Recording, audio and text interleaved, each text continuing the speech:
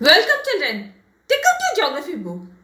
Atmospheric pressure and winds. Today's topic, introduction, concept of atmospheric pressure. We are surrounded by air on earth, but we do not see it.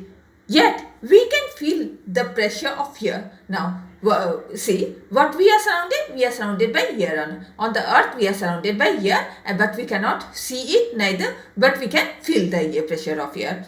Thus, air pressure and winds are invisible elements of weather which influence other components of weather. And so, air pressure and winds, what are they? They are invisible elements of weather. And what it influences? It influences the other components of the weather. Example, temperature and humidity. Example, what is example? That is temperature and humidity. The variation in the air pressure from place to place occurs due to differential heating of atmosphere. Now, the variation in the weather, air pressure, what it differs? It differs from place to place, and why it occurs? Due to the differential heating of atmosphere. This causes the movement of air which serve as means of transporting heat and moisture from one region to another. And what it causes? It causes the movement of the winds, and it causes even a severe means for transport the heat and moisture from one place to another. Thus, air pressure is crucial to all forms of life on earth as it plays a dominant role through it controls over the temperature variation and pressure. And so air pressure, what it plays? It plays a very crucial role in all forms of life on earth, and it plays even a dominant role through the controls over the temperature variation and precipitation. Concept of air pressure.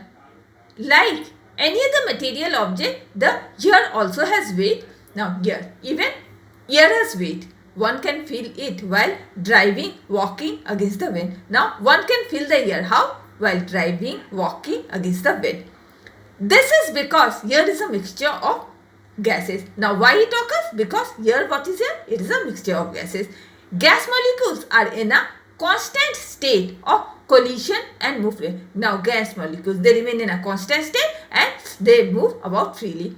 If we keep a gas in a closed vessel, its movement is restricted by walls of the vessel. Now, if we keep what we can keep, if we keep the gas that is in a closed vessel, what happens? Its movement, it gets restricted by the wall of the vessel. Thus, gas molecule exerts an outward push as they dash against the container. Now, and so what happened? Gas molecules, what happened? It exerts some outward push because they move against the container. Similarly, the atmosphere may be deemed to be a closed container bounded by land and sea from below. Now, in the same way, what happened? Atmosphere, it is deemed to a very close container, and as it is bounded by the land and the sea that is from below, and the force of gravity from the above that does not allow the air to escape to outer place. Now, and this force of gravity, what it does? It from the above it does not allow the air to escape to the outer place. Air pressure, therefore, may be defined as the force exerted against the surface by continuous collision of gas molecule. And so, air pressure, what it does? It is a force that against the surface by continuous collision of gas molecules. The amount of air pressure exerted by a air at a particular point is determined by two factors. Now, the amount of pressure which is exerted by the air, what happens? And they at a particular point, it can be determined by the two factors, that is temperature and even the density. Since air pressure is proportional to density and as well as temperature, it follows a change in either temperature or density will cause a corresponding change in the pressure. And so air pressure, what is it? It is a proportion. It is proportional to the density because as well as temperature. Now, what it follows? It follows one change. Either it is in the temperature or in the density, which causes a corresponding change in the pressure. It can be described as, how can it be described? That is pressure. What does this pressure means? It is density multiplied temperature. Now, therefore, an increase in either density or temperature will cause an increase in pressure. Now, when there is an increase in either density, and density means weight, or the temperature, what it causes? It causes an increase in pressure.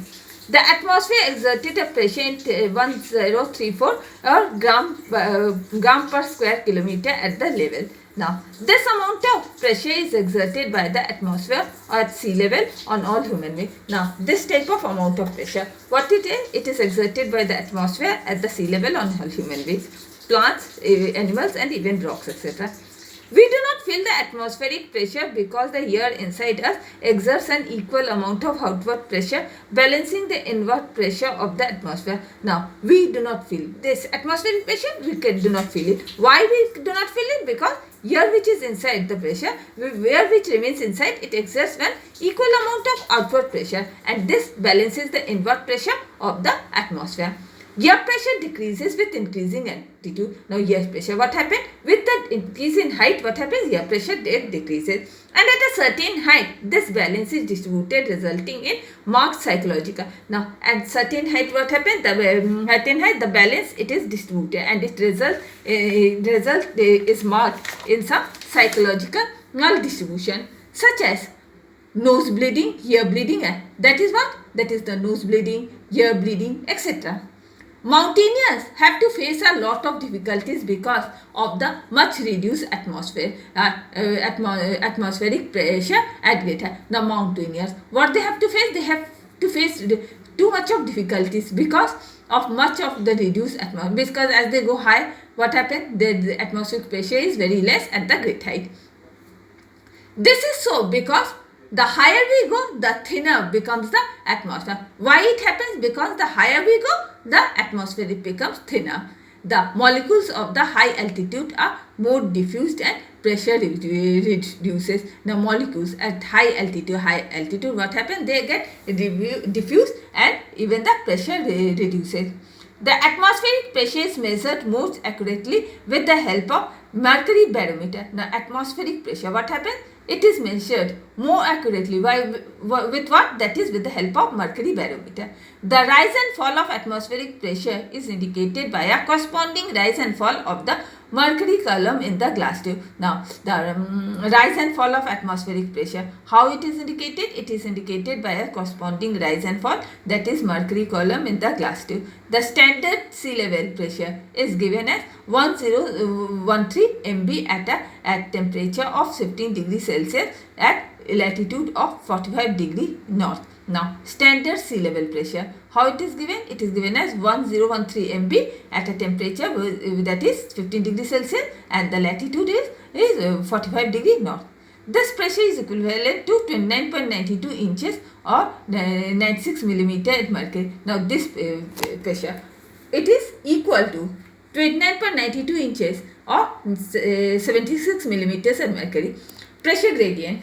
The decrease in pressure between 2 points through a line of particular of the isobar divided by the distance between the point is called the pressure gradient. Now, when the pressure decreases between 2 points along a line particular to the isobar and they divide the distance that is between the points, it is called the pressure gradient. In other words, pressure gradient is the rate of change of atmosphere per unit horizontal distance. Other words, what we can say, this pressure gradient, what is it? It is the rate of change of pressure that is per unit horizontal distance. It usually means a change in the direction perpendicular to the. Now, what does it mean? It means there is a change in the direction which is perpendicular to the isobar.